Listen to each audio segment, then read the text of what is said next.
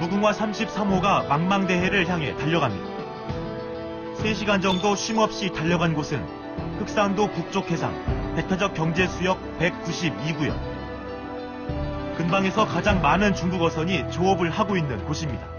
191을 가서 있으니까 지금 여기 192여가 아니고 그러니까 여기 한 90여 층이 있으니까 한번 요 배들은 좀 보러 가요.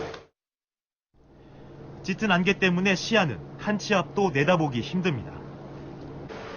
우리 측 배타적 경제수역 경계 선상에 다다르자 빼곡히 모여있는 중국 어선이 레이더에 포착됐습니다. 스타트가 안 하고 집단적으로 안 한다고. 얘는 수백 척이 와요. 한국 수영이나 들어가면 고기가 있으니까 길을 쓰고 들어가요. 안개가 걷힌 정오 무렵 중국 어선이 하나둘 모습을 드러내기 시작합니다. 무궁화 33호 대원들이 단속 준비를 서두릅니다.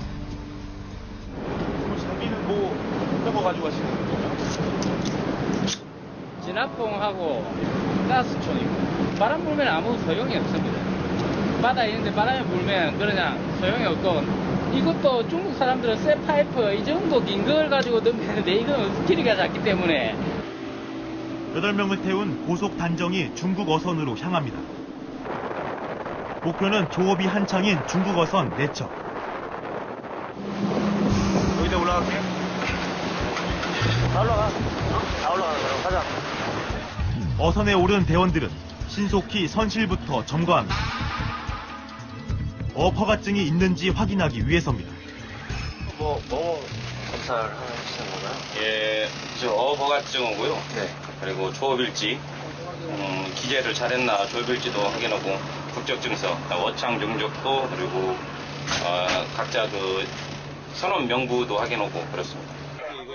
배 안의 장부와 부속 서류를 조사하는 동안 다른 대원들은 어구, 특히 그물코의 크기를 잽니다. 치어 보호를 위해 그물코 크기를 제한하고 있기 때문입니다. 50mm 이하는 사용할 수 없거든요. 근데 이 어구들이 다 52mm 이상이고.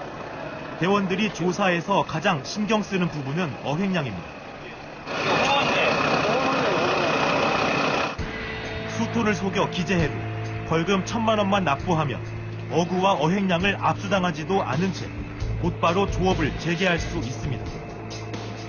이런 허술한 규제를 중국 어선들이 악용하는 겁니다. 1년에 잡을 수 있는 쿼터량이 한정이 돼 있습니다. 근데 올라오는 만큼 계속 접으면 1년 내내 조업을 못하고 한 5개월 만에 끝나버릴 수가 있어요. 그러니까 항시 조금씩 보고를 하는 겁니다. 잠시 후 또 다른 중국 어선을 만났습니다.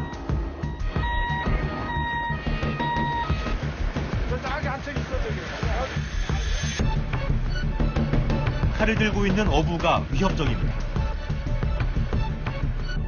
이 선박에서는 무허가 어선으로 의심되는 정황이 발견됐습니다. 갖고 있는 서류의 등록부가 좀 틀립니다. 선박에 대해서. 그래서 그 서류가 일치되지 않으려고 있고. 결정적인 증거를 찾지 못하자 대원들은 검거에 어려움을 토로합니다. 우리 허가 선박 그 신청 서류가 아니에요. 맞아요. 그게 그래서 그러니까 이거 로켓 친구인지 아닌지를 확실할 수가 없어요. 내가 봤을 때. 대원들이 승선 조사한 4척의 어선 모두 혐의점을 발견하지 못했습니다. 단속에서 돌아온 김석태 대원. 옷을 갈아입고 기관실로 들어섭니다. 13명의 인원이 넓은 해역을 관할하다 보니 기관사 할 것 없이 모든 대원이 단속 업무를 맡고 있습니다. 단속이란 걸 또 하시는 거잖아요. 네, 같이 여기서는 다 배령을 합니다.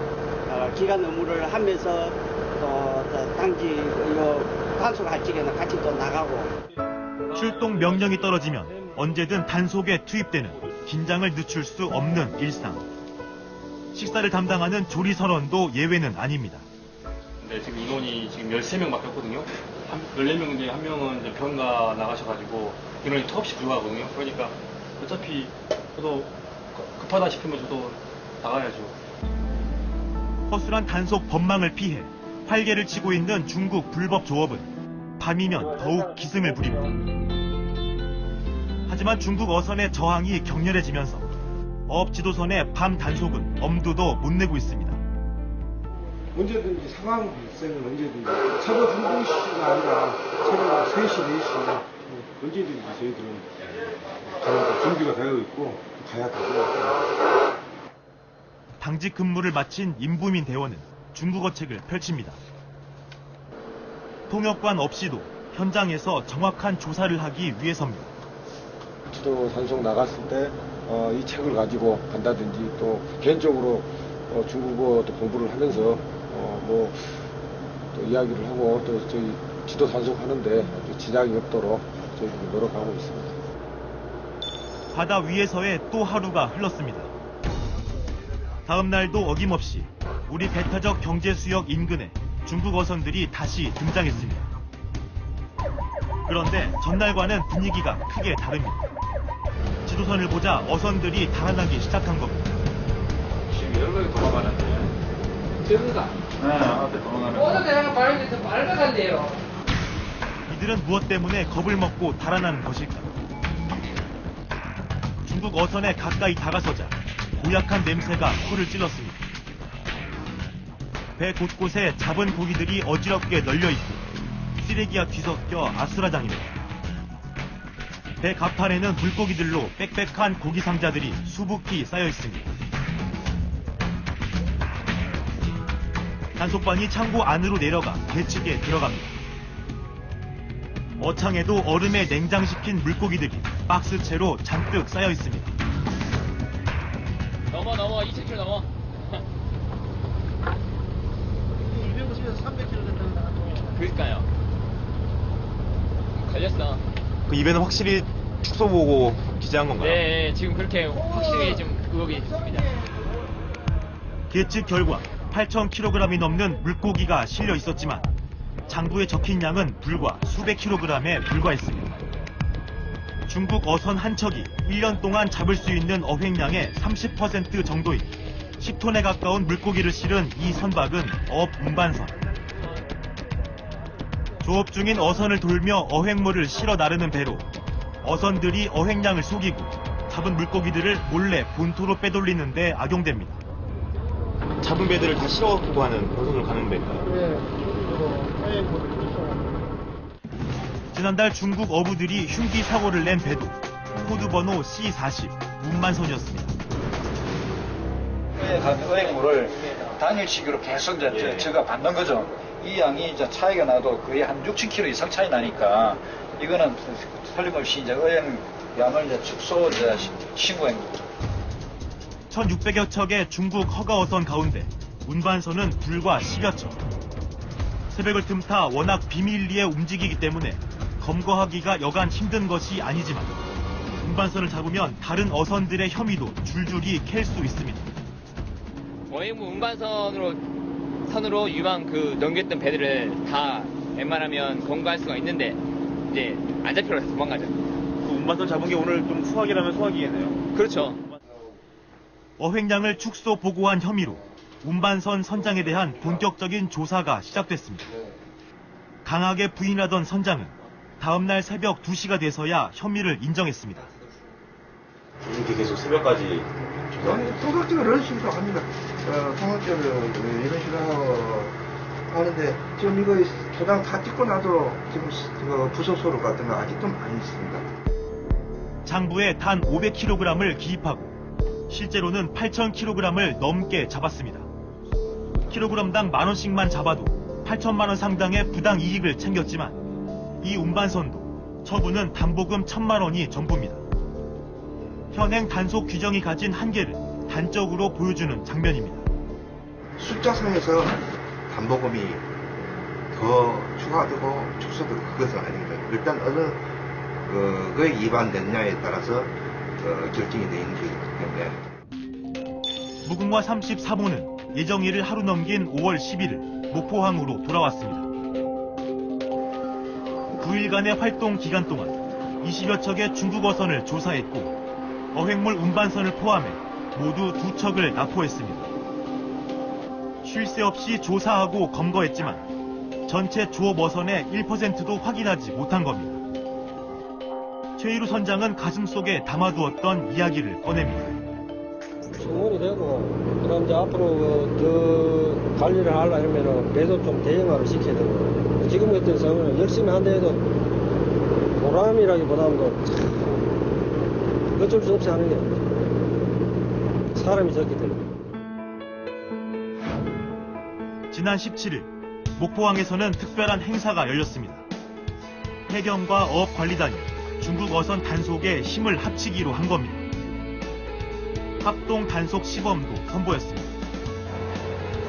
국회는 5달 넘게 잠자고 있던 배타적 경제수역법 개정안을 통과시켰습니다.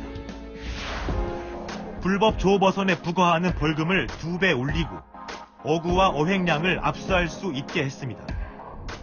그런데 현장에서는 우려 섞인 목소리가 나옵니다. 담보금이 상향 조정이 되고 하기 때문에 그다음에 국가 어구를 저희들이 또 뺏어야 할 입장이고 그렇기 때문에 아마 이 친구들이 아마 저항이 좀 거세지지 않는가. 어민들은 단속 규정이 현실화돼야 한다고 입을 모읍니다. 중국 어선들이 변형 어구로 어장을 망가뜨리고 있지만 손을 놓고 지켜볼 수밖에 없기 때문입니다. 중국 어선이 1년 동안 잡을 수 있는 어획량, 즉 쿼터를 할당해 준 것도 불만입니다. 쿼터량을 무슨 고기든지 정하지 않고 명목을 정한 게 아니라 총량으로 해버렸죠. 그냥 모든 고기를. 이게 말이나 됩니까? 어민들은 중국 어선들이 쓰는 변종 어구가 막대한 피해를 준다고 호소합니다. 일명 다짜망으로 불리는 어구로 바닥까지 그물을 쳐서 쌍끌이 어선처럼 물고기들을 싹쓸이하지만 현 규정상 불법 어구는 아닙니다. 잡아도 압수할 수는 없는 겁니다. 우리나라에서는 이렇게 보호를 하면서 잡는데 중국 애들은 아무렇게나 잡아도 된다는 거죠. 지금 현행법으로는. 행정당국은 어떤 입장일까? 농림수산부는 지금의 규제 정책을 바꿀 뜻이 없어 보입니다. 그렇게 세분화하면은 시행하는 데 더 혼선이 초래할 수 있습니다. 그래서 오히려 단순하게 하는 것도 우리 운영하는 데는 상당히 유리합니다. 정부는 지난 2001년 한중 어업협정을 맺은 뒤 중국 어선 수와 어획량 쿼터를 지속적으로 줄여나가고 있다고 설명했습니다. 만일 협정이 파기되면 쏟아져 나올 수만 대의 중국 어선을 막을 길이 없어 협상을 통해 해결해 나갈 수밖에 없다는 겁니다. 한중어업 협정을 함에 있어서 중국 어선들이 입어하는 물량을 줄이다 보니까 자기들은 타격이 엄청나고 압력을 받고 있다고 상상 호소하죠. 중국의 국토자원부 그리고 그 산에는 해양국 쪽에다가 이 전반적인 문제 제기를 해야 되고 시라든가 그 밑에 그 현 단위에 어떤 정부들에 있어서 규제 조치를 강화시키는 그런 노력들을 해야 되는데 서해어업관리단과 해경이 중국 어선과의 전쟁을 치르는 것은 바로 우리의 황금어장을 지키기 위해서입니다. 그러나 드넓은 서해 배타적 경제 수역을 지도선 15척과 200여 명의 공무원이 해경과 함께 감시하고 있는 게 현실입니다. 턱없이 부족한 인력과 장비로는 한계가 있습니다. 중국 정부가 불법 조업에 대해 확고한 의지를 갖고 적극적으로 대처하도록 우리 정부가 엄중히 항의하고 재발 방지를 촉구해야 한다는 목소리가 높은 이유입니다. 어민 피해가 엄청나지 않습니까? 근데 이런 점은 전혀 어느 누구도 돌아봐주지 않는다는 게 가장 안타까운 현실이에요. 포고 새끼까지 전부 잡아가니까 자원이 이제 한 2년 정도만 끝날 것 같아요, 서해도. 고기 하나 멸종된다고 멸종.